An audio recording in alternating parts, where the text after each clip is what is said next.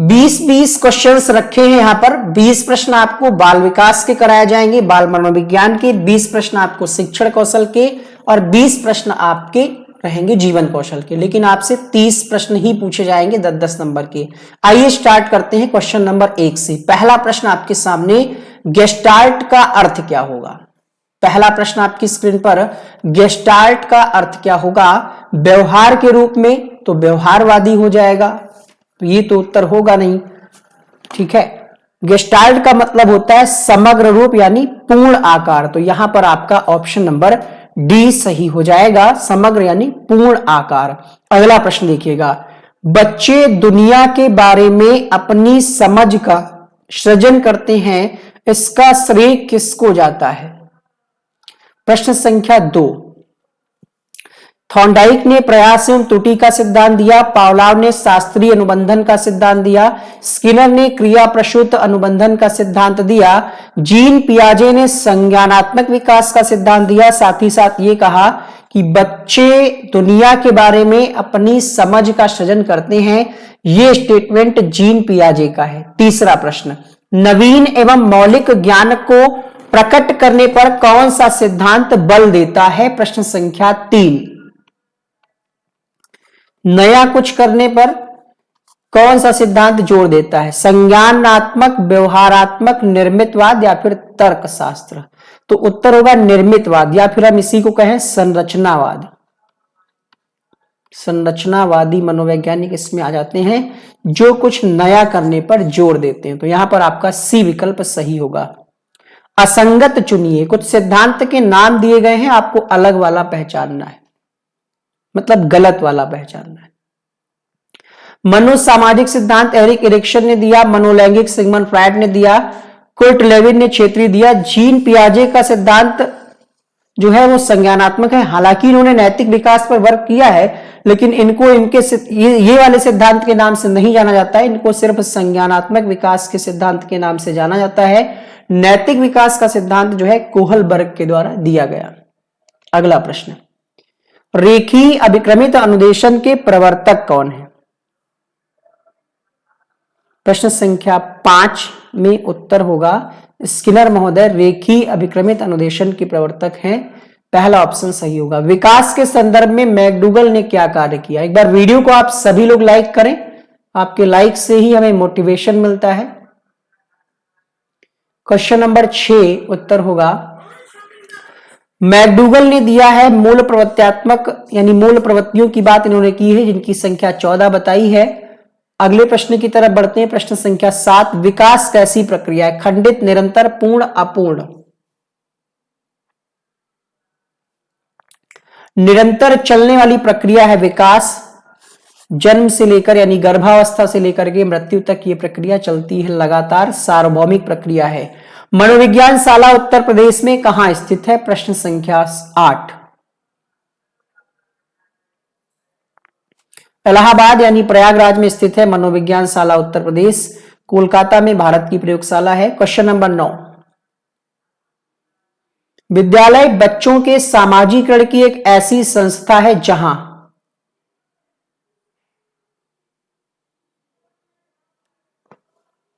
विद्यालय की दिनचर्या का प्रमुख स्थान होता है, विद्यालय की गतिविधियों का होता है, शिक्षकों का होता है, बच्चों का होता है।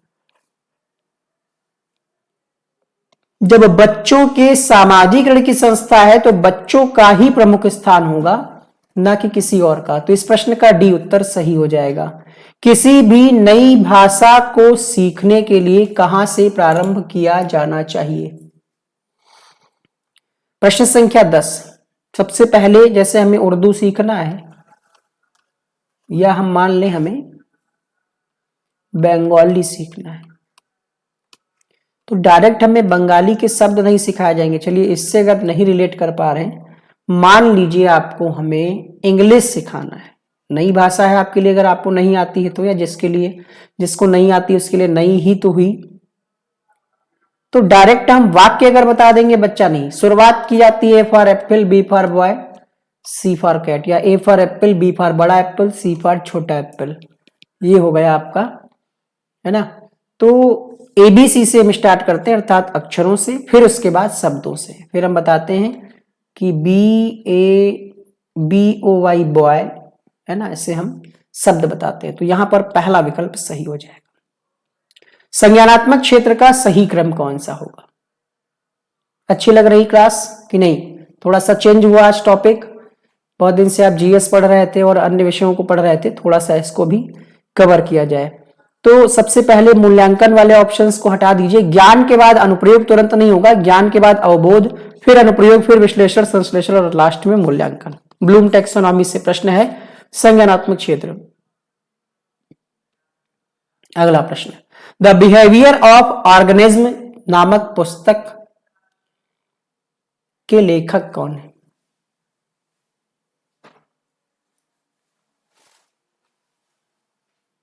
सही जवाब होगा प्रश्न संख्या 12 के लिए स्किनर की यह पुस्तक है। राष्ट्रीय पाठ्यचर्या रूपरेखा 2005 यानी नेशनल करिकुलम फ्रेमवर्क कौन तैयार करता है?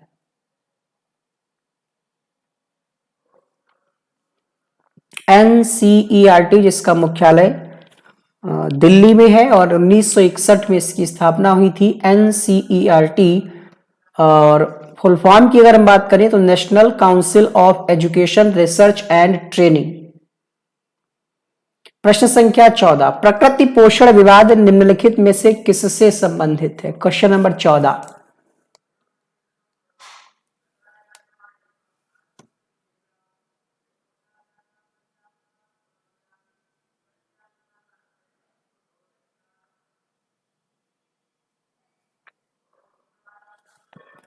आनुवांशिकी एवं वातावरण से संबंधित है। ये मत समझिएगा कि प्रकृति का मतलब यहां पर वातावरण से हो जाएगा, कई बार जल्दबाजी में ये मिस्टेक हो सकती है। प्रकृति का मतलब यहां पर आनुवांशिकी, हेरिडिटी एंड एनवायरमेंट। 15वां प्रश्न,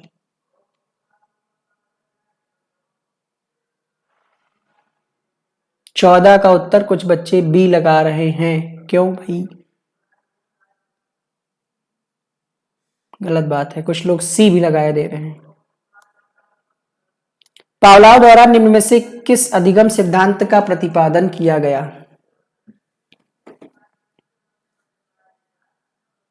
पावलोव के सिद्धांत को हम जानते हैं शास्त्रीय अनुबंधन सिद्धांत के नाम से।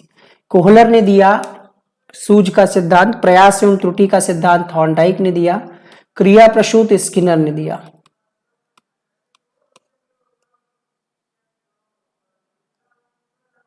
अगला प्रश्न देखिए, अर्थपूर्ण शाब्दिक अधिगम किसके द्वारा समझाया गया? डेविड आशुबेल, जीन पियाजे, जेरोम ब्रूनर, रॉबर्ट गे ने।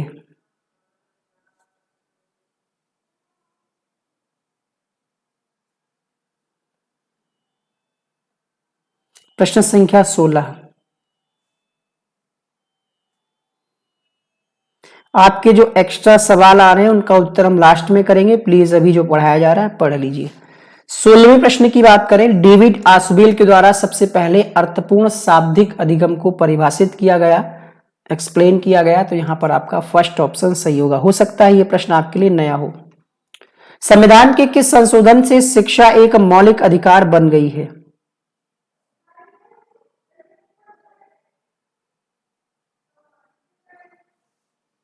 एट्टी सिक्स संविधान संशोधन हुआ, RT 2009 एक्ट ये लागू हुआ 1 अप्रैल 2010 से, जिसके तहत 6 से 14 वर्ष तक के प्रत्येक बच्चे को निशुल्क शिक्षा की बात कही गई।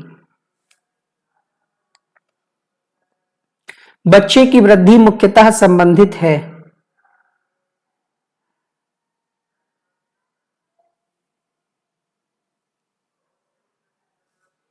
वृद्धि का मतलब ही होता है शारीरिक रूप से जब विकास हो, शरीर के अंगों का विकास हो, तो शारीरिक विकास से संबंधित है।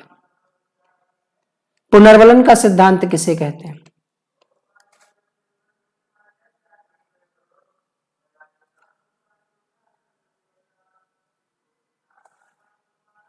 क्वेश्चन नंबर 19 उत्तर होगा क्रिया प्रसूत अनुबंधन सिद्धांत को पुनर्वलन का सिद्धांत भी कहते हैं, स्किनर ने दिया।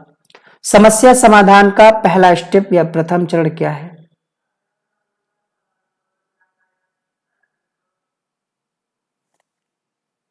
समस्या का अगर आप समाधान करना चाहते हैं तो सबसे पहले आपको समस्या की पहचान होनी चाहिए।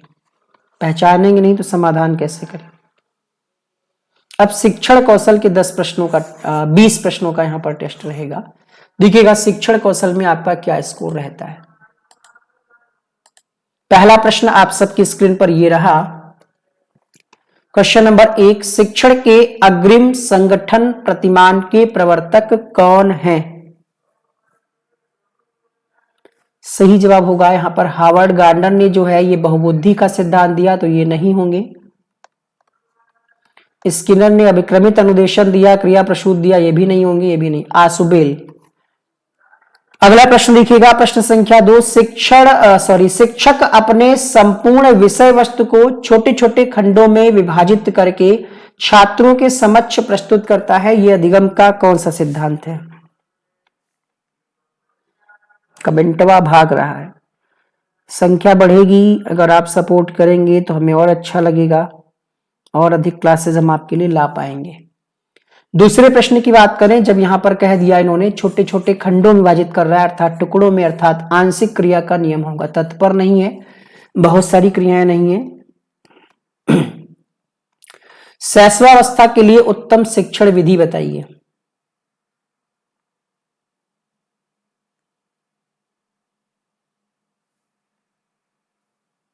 मांटेसरी विधि, खेल विधि, किंडरगार्टन, ये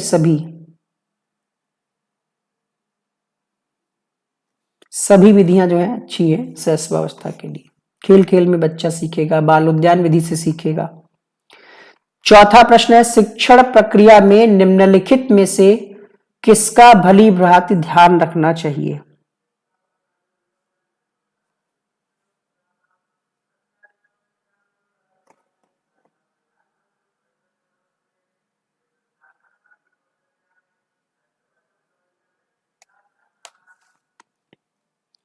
क्वेश्चन नंबर 4 उत्तर होगा यहां पर आपका सक्रिय सहभागिता। पॉजिटिव पॉइंट है आपके लिए यहां पर। आप इस बात का विशेष ध्यान रखें कि सभी बच्चे पार्टिसिपेट करें, सक्रिय रहें, एक्टिव लर्निंग होगी। ठीक है, गृह कार्य पे हमें ज्यादा जोर नहीं देना है।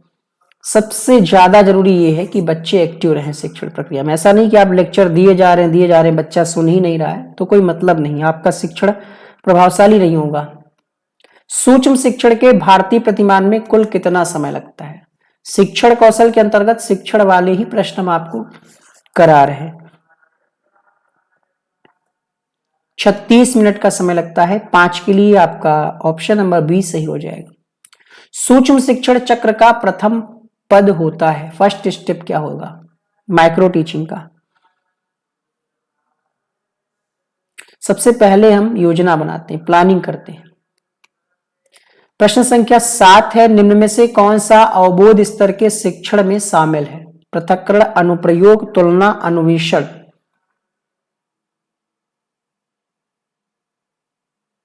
सातवां प्रश्न।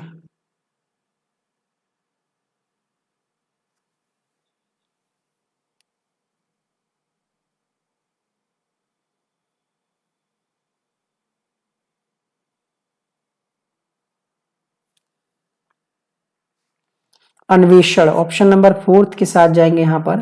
क्वेश्चन नंबर 8 दिखेगा, शिक्षण हेतु मानसिक उद्वेलन प्रतिमान का प्रयोग निम्नलिखित में से किसके सुधार हेतु किया जाता है? प्रश्न संख्या 8। 7 वाला कुछ क्वेश्चन हमें गड़बड़ लग रहा है क्योंकि यहां पर अनुप्रयोग और ये दोनों ही सही हैं अवबोध स्तर में। लेट मी चेक, इसको हम चेक करके क्लेरिफाई कर देंगे कि दोनों ही ऑप्शन यहां पर क्यों दिए गए हैं। ठीक है, आंसर की हिसाब से डी है अन्वेषण। देखते हैं इसको। प्रश्न संख्या 8 देखिएगा फिलहाल के लिए। 8वें प्रश्न में आपका उत्तर होगा सृजनात्मकता। ये प्रश्न यूपी टेट में भी पूछा गया है लेकिन विवादित प्रश्न है, लेकिन हमने विवादित वाला ऑप्शन हटा दिया है। यहां पर हमने सिर्फ सृजनात्मकता ही रखा है, जबकि कहीं कहीं पर आपको इस ऑप्शन के साथ समस्या समाधान भी देखने को मिलेगा, बट उसको हमने हटा दिया ताकि कोई विवाद ना बने। कक्षा शिक्षण में पाठ प्रस्तावना सोपान सीखने के किस नियम पर आधारित है? प्रश्न संख्या 9।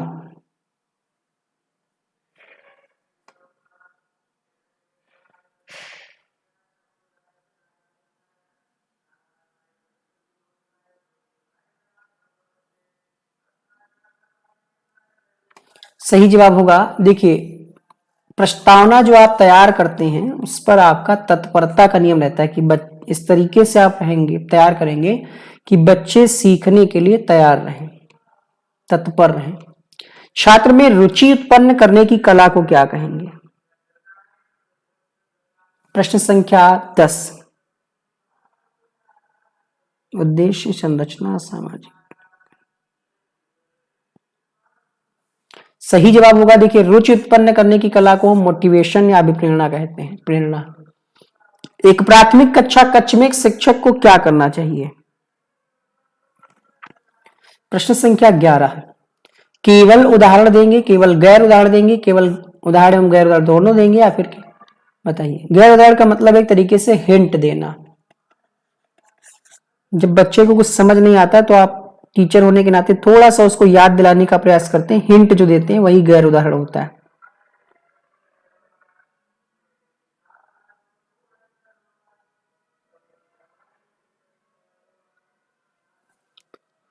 दोनों ही देंगे, आवश्यकता अनुसार आप दोनों का ही प्रयोग कर सकते हैं, ऐसी कोई बाउंडेशन नहीं है। प्रश्न संख्या 12। निम्नलिखित रणनीतियों में से कौन सी बच्चों में अर्थ निर्माण को बढ़ावा देगी?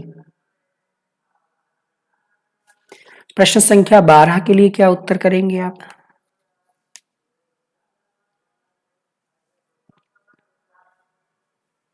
सबसे ज्यादा जरूरी ये है, दंड नहीं जरूरी है।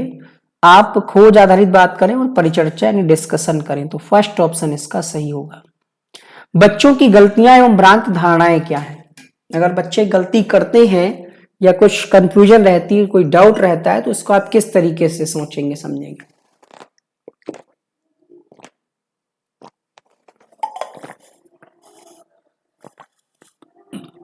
बच्चे अगर गलती करते हैं तो वो एक अधिगम का ही हिस्सा होता है, अर्थात शिक्षण अधिगम प्रक्रिया में एक महत्वपूर्ण कदम है। संरचनात्मक ढांचे में बच्चे को किस रूप में देखा जाता है?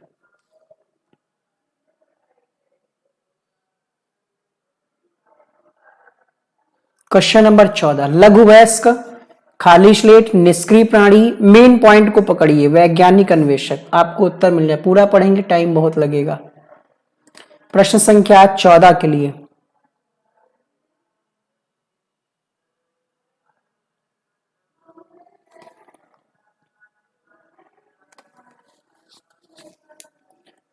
तो खाली स्लेट नहीं होगा। संरचनावादी ये मानते हैं कि बच्चा क्या है, समस्या समाधान करने वाला है। वैज्ञानिक अन्वेषक है, नन्हा मनोवैज्ञानिक है। आप जीन पियाजे को पढ़े होंगे, रिलेट करिए। जीन पियाजे संरचनावादी के अंतर्गत ही आते हैं। खाली स्लेट नहीं होगा क्योंकि संरचनावादी के अनुसार पूछ रहा है, तो आप उत्तर डी लगाइएगा, समस्या समाधान करने वाला वैज्ञानिक अन्वेषण के रूप में। अगला प्रश्न, जूम नहीं हो सकता, मोबाइल को रोटेट कर लें, क्योंकि बड़े क्वेश्चन में जूम करेंगे तो फिर सारे ऑप्शन नहीं दिखेंगे। थोड़ा समझदार बनिए। अपनी कक्षा में सहयोगात्मक अधिगम का प्रयोग करते समय शिक्षक की भूमिका। आपके सिलेबस में, आपका जो सिलेबस है उसमें एक टॉपिक दे रखा है शिक्षक की भूमिका, ठीक है। अब ये प्रश्न चाहे वो शिक्षण कौशल में पूछ लें, चाहे वो आपका बाल मनोविज्ञान में पूछ लें, आपको हम दिखा दें ये है जीवन कौशल, और यहां पर देखिएगा ये टॉपिक है शिक्षक की भूमिका, दिख रहा होगा आपको। इसी में सुविधा प्रदाता, अनुश्रवण करता, ये सारी चीजें दी गई हैं। तो उसी पर आधारित ये प्रश्न है कि शिक्षक की भूमिका क्या होगी। प्रश्न संख्या 15 की अगर बात करें तो इस प्रश्न का उत्तर हो जाएगा सहयोगात्मक होना और प्रत्येक समूह की निगरानी। ऐसा नहीं कि सिर्फ जिसमें होनहार प्रतिभाशाली बच्चे उसी को ध्यान दें, मूक दर्शक भी नहीं बनना है, छोड़ना भी नहीं। तो तीसरा विकल्प सही हो जाएगा, ठीक है। आधुनिक भारतीय शिक्षा से भी क्वेश्चंस कराएंगे हम। आकलन की बहुत बढ़िया पंखुड़ी। 16वां प्रश्न है, आकलन का प्राथमिक उद्देश्य क्या होना चाहिए? नामांकित करेंगे कि तुम फर्स्ट डिवीजन हो, सेकंड डिवीजन हो, फेल पास नहीं। हम जो है आकलन इसलिए करते हैं ताकि बच्चों की कमियों को पहचाने और दूर करने का प्रयास करें। बात मत करिए क्लास में। पठन वैफल्य बच्चों के प्राथमिक लक्षण क्या होंगे जिनको पढ़ने में दिक्कत है? क्वेश्चन में ही कहा जा रहा है उनको पढ़ने में अक्षमता होगी, जिसको हम क्या कहते हैं, पढ़ ले, डिसलेक्सिया। क्वेश्चन नंबर 18, निम्नलिखित में से किस अवस्था में बच्चे अपने समवयस्क समूह के सक्रिय सदस्य हो जाते हैं? क्वेश्चन नंबर 18 में आपका उत्तर होगा किशोरावस्था में। क्वेश्चन नंबर 19 देखिएगा, मानव विकास किन दोनों के योगदान का परिणाम है?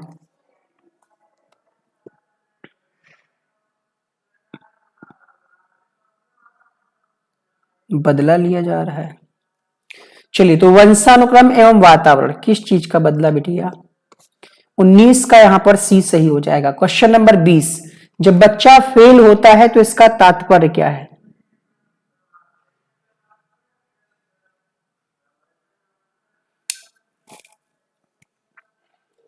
याद नहीं किया है, ट्यूशन लेनी चाहिए थी, नहीं, व्यवस्था फेल हुई, कहीं ना कहीं सिस्टम में कोई समस्या है, इसी वजह से बच्चा फेल हुआ है। ये एनसीएफ ऐसी चीजें मानता है। अब यहां पर जीवन कौशल के कुछ 20 प्रश्न रहेंगे। पहला प्रश्न है, जीवन कौशल का प्रमुख पक्ष कौन सा है?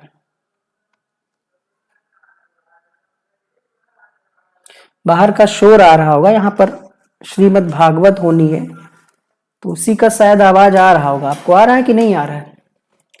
देखिए, जीवन कौशल का पक्ष ये है कि आप स्वयं सहायता कौशल, खुद में ये स्किल डेवलप हो कि आप सहायता कर पाए। नीति शास्त्री कौशल, सामाजिक, तो ये सभी कौशल हो आपके अंदर, इन कौशलों का विकास हो।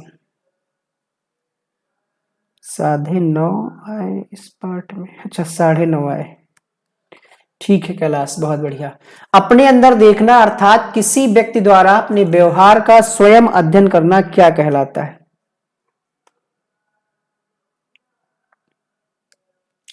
अपने अंदर देखने का मतलब ही है अंतर्दर्शन। प्रश्न संख्या 3, शिक्षक की कौन सी क्षमता विद्यार्थियों में अनुशासन को बनाए रखने में सहायक होती है? अनुशासन को आपको मेंटेन करना है, प्रबंधन यानी मैनेजमेंट की क्षमता हो आपके अंदर, तभी आप चीजों को डिसिप्लिन में ला सकते हैं, चाहे वो विद्यालय के टीचर हो, स्टाफ हो या बच्चे हों। अगला प्रश्न देखिएगा, कक्षा, समूह तथा टीम के लिए सामूहिक पुरस्कार वितरण क्यों आवश्यक है?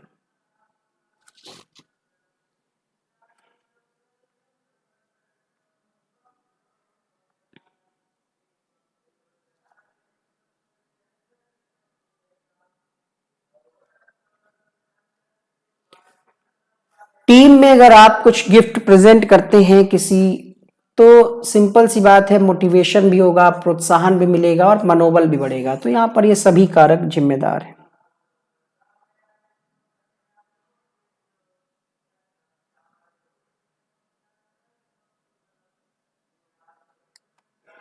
प्रश्न संख्या 5, व्यक्ति द्वारा सही निर्णय लेने एवं भावनाओं में संतुलन स्थापित करने की कला क्या कहलाती है?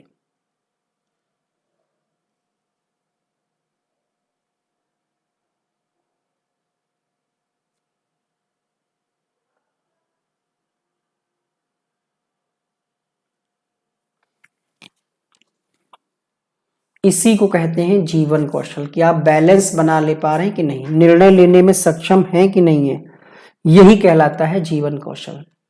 व्यक्ति की आदत, रुचियां, सील गुण, मूल अभिप्रेरकों को किस नाम से जाना जाता है?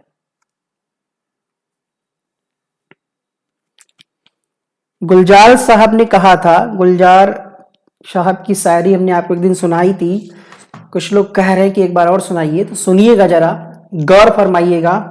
इश्क की तलाश में क्यों निकलते हो तुम, इश्क की तलाश में क्यों निकलते हो तुम, इश्क खुद तलाश लेता है जिसे बर्बाद करना होता है। इश्क खुद तलाश लेता है जिसे बर्बाद करना होता है। तो ये गुलजार साहब की पंक्तियां हैं। यहां पर हम वापस आते हैं प्रश्न संख्या 6 के लिए। अभिवृत्ति नहीं, अभिवृत्ति नहीं पूछ रहा है, रुकिएगा, देखिए ये गड़बड़ हो जाता है। व्यक्ति की आदत, रुचियां, शील गुण, मूल अभिप्रेरक। हाँ सही, अभिवृत्ति ही कहेंगे। ठीक है, क्योंकि अभियोग्यता होगा नहीं, अभिक्षमता होगा नहीं। अभिक्षमता कोई विशेष कौशल होता है, उसी को कहते हैं। सीमा यादव लिखती हैं, शिक्षण कौशल शिक्षण प्रशिक्षण की योग्यता है। शिक्षण कार्य कैसे उत्तम तरीके से किया जाए ताकि बच्चे का सर्वांगीण विकास हो सके। चलिए आगे बढ़ते हैं अगले प्रश्न के लिए। इरशाद, धन्यवाद, आभार,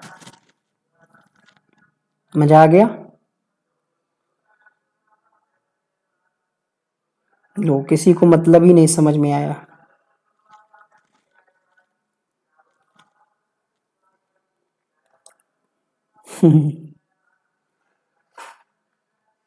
अच्छी लगती कुछ पंक्तियां। अभिवृत्ति का मतलब नहीं समझ पा रहे हैं क्या? अभिवृत्ति मतलब एटीट्यूड। ठीक है, ये जो है एक प्रकार की मानसिक भावनात्मक वस्तु है जो किसी भी व्यक्ति की विशेषताओं को निर्धारित करती है। एटीट्यूड कहते हैं इंग्लिश में, अब आप समझ गए होंगे। आदत एकदम गलत है गुलजार की शायरी। चलिए आगे बढ़ते हैं प्रश्न संख्या 7 के लिए। भारतीय संविधान का कौन सा अनुच्छेद बलात् श्रम को प्रतिबंधित करता है? Question number 7। सुभान अल्लाह, माशाअल्लाह। क्वेश्चन नंबर 7 में आपका उत्तर हो जाएगा अनुच्छेद 23 जो है बलात् श्रम को प्रतिबंधित करता है। प्रश्न संख्या 8, व्यवसाय चयन का मुख्य उद्देश्य क्या है?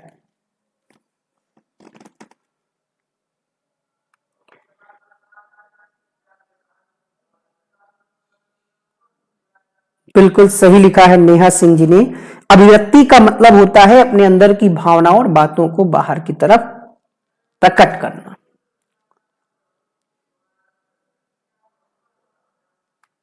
चलिए क्वेश्चन नंबर 8 की बात करें तो ये सभी चयन, व्यवसाय का चयन, निरंतर प्रगति भी जरूरी है। निम्नलिखित में से कौन सा एक जैविक अथवा आंतरिक अथवा जन्मजात प्रेरक है? प्रेरकों का वर्गीकरण अलग अलग मनोवैज्ञानिकों ने कई प्रकार से किया है। आपको यहां पर जन्मजात वाले बताने जो जन्म से मिले हों। तो नींद भी बच्चा पैदा होता है, सोता है, भूख भी लगती, प्यास भी, तो ये तीनों ही जन्मजात है। मानसिक स्वास्थ्य का सिद्धांत किसने दिया?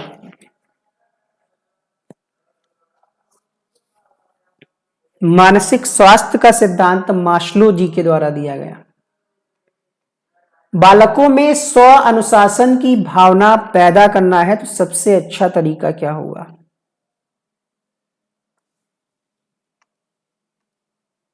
Question number 11।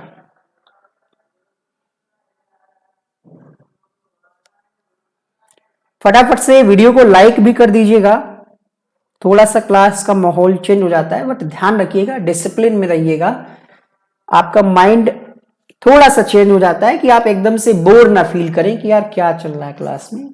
और ये सभी चीजें हैं जो आपको आगे काम आएंगी टीचिंग में। जब आप अपनी टीचिंग, अब वहां पर छोटे बच्चे होंगे तो उनको आप कहानियां सुनाएंगे, यहां पर हम आपको कहानियां सुनाएंगे तो अच्छा नहीं लगेगा, क्योंकि आप 18+ हैं तो आपको ऐसी चीजों में ज्यादा इंटरेस्ट आएगा। तो हम उस हिसाब से आपके सामने कुछ रख रहे हैं।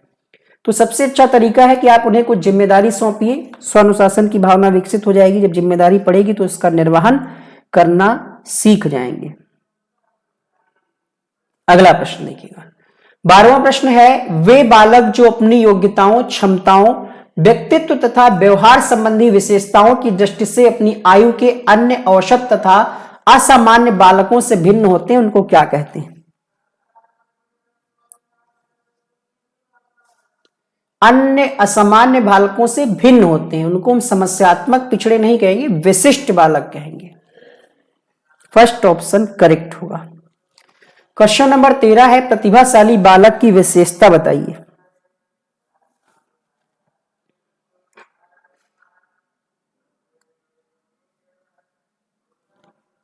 कमजोर होगा क्या?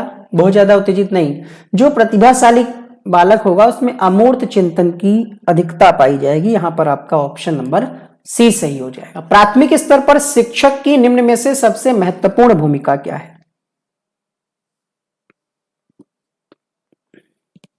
सही जवाब होगा क्वेश्चन नंबर 14 के लिए मार्गदर्शन करना। महत्वपूर्ण, वैसे डांटना छोड़ दीजिए, जानकारी देना भी महत्वपूर्ण है, लेकिन जानकारी देने वाले ऑप्शन में ये नहीं डिस्क्राइब है कि किस चीज की जानकारी। अगला प्रश्न, एक आंतरिक बल जो प्रोत्साहित करता है और व्यवहार परक प्रतिक्रिया के लिए बाध्य करता है एवं उस प्रतिक्रिया को विशिष्ट दिशा उपलब्ध कराता है, उसे क्या कहेंगे?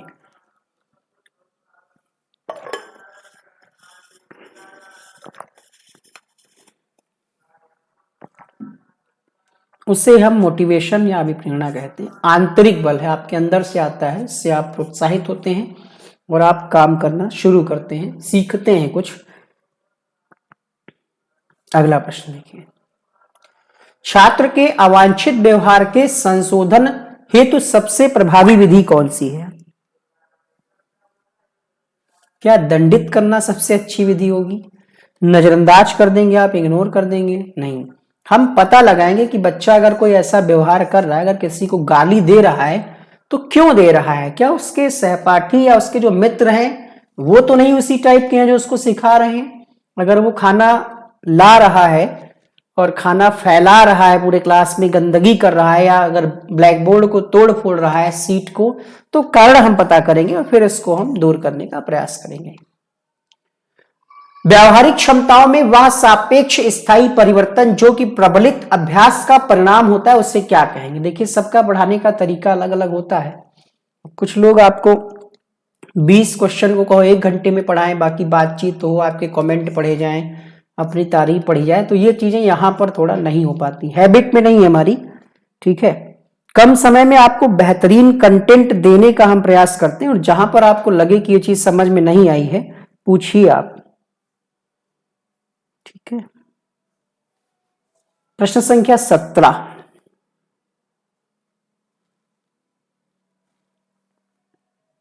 अधिगम, क्योंकि यहां पर लिखा है स्थायी परिवर्तन, और स्थायी परिवर्तन, व्यवहार में स्थायी परिवर्तन अधिगम कहलाता है। सिंपल सी बात है, एक लाइन में। कार्य को आरंभ करने, जारी रखने, नियमित करने की प्रक्रिया को क्या कहेंगे? ये एक परिभाषा है, शायद गुड एनफ की है। ये मोटिवेशन की परिभाषा है कि आपने कार्य शुरू कर दिया, जारी तभी रखेंगे जब आपको मोटिवेशन मिलेगा। ये प्रेरणा की, मोटिवेशन की परिभाषा है। प्रश्न संख्या 19, मूल्यों के वर्गीकरण में सम्मिलित नहीं है। क्वेश्चन नंबर 19,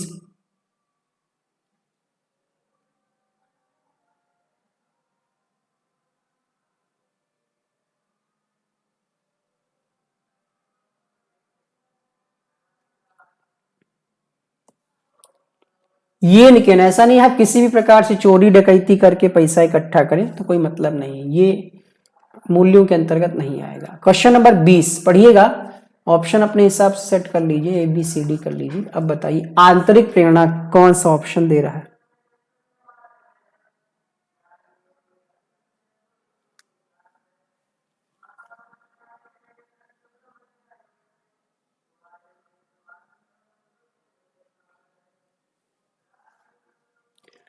तो सबसे बेटर ऑप्शन कौन सा है यहाँ पर, जहां पर प्रशंसा की जा रही, बाकी सब में लालच है, तो ये आंतरिक मोटिवेशन है। सब अंग नहीं है, ये अंक है, ये एक टाइपिंग मिस्टेक है।